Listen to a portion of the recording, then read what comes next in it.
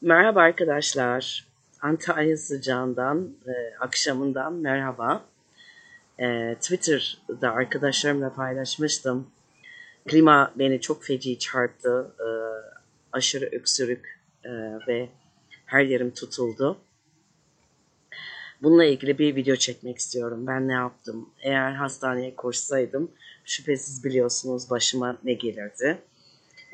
Bir test olup direkt tanıyı koyarlardı biliyorsunuz. Son günlerde olanlar, vakalar yine artıyor. Tabii ki ben bunu yapmadım. En kolay yolu Allah'ın bize hediye ettiği doğadan yine faydalandım. Videonun kalitesi çok kötü. Karanlıkta oturuyorum. Evet, çünkü başka şansım yok. Teras en serin olan yer ve sürekli duş alıyorum. Gördüğünüz gibi saçlarım sürekli ıslak. Başka türlü çekilmiyor. Evet, bu ıslak kafayla klimanın altına yatarsam sonuç akciğerim çok acıdı. Aşırı derecede buralarım aşırı acıdı. Çok pis öksürdüm. Eklemlerim çok ağrıdı. O işte nezle. O 2 yıldır olan moda hastalık teşhisi kesin konulurdu eğer hastaneye gitseydim. Tabii ki beni tanıyanlar bilir ne işim var.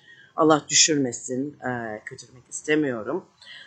Gerçekten ihtiyacınız varsa iyi ellere düşün derim. Yani ihtiyacınız olduğunda iyi ellere düşün. Evet, ben ne yaptım? Hızlıca anlatayım, sıkmayın sizi. Öksürüğüm çok şiddetliydi.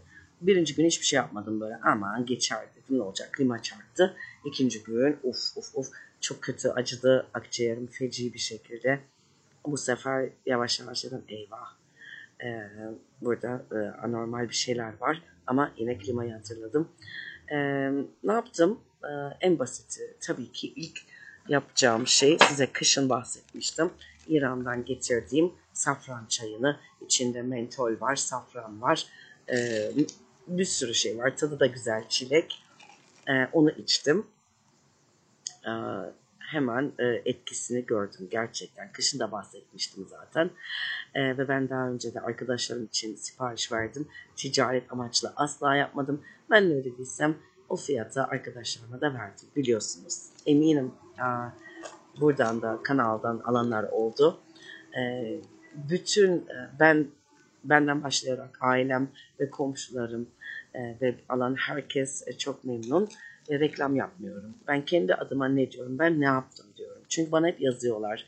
Ben öksürüğüm var, çok korkuyorum. Teste koşayım mı, ne yapayım, nasıl geçer, korona mı oldum bilmem ne falan. Neyse, ben akciğer ve öksürük için her zaman vazgeçilmezim. Özellikle akciğer. Anneciğim koa hastasıydı.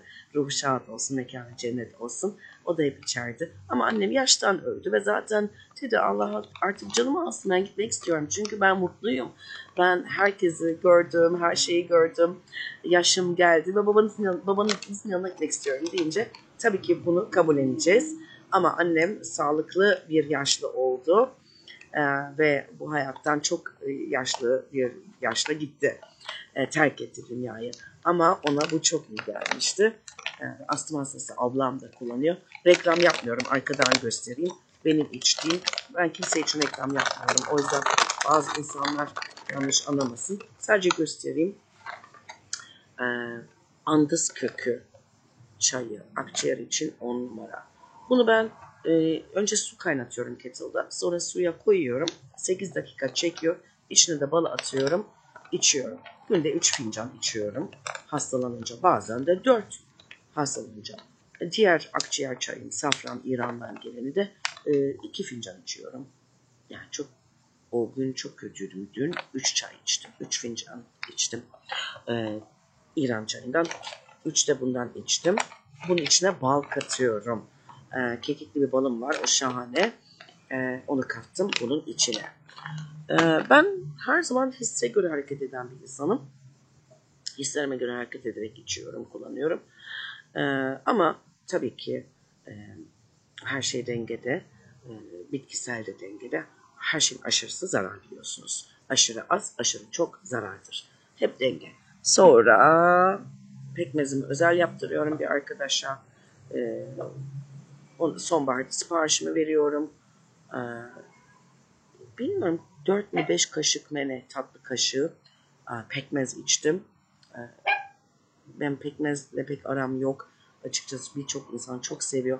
Benim biraz midemi bulandırıyor. Orada itiraf edeyim.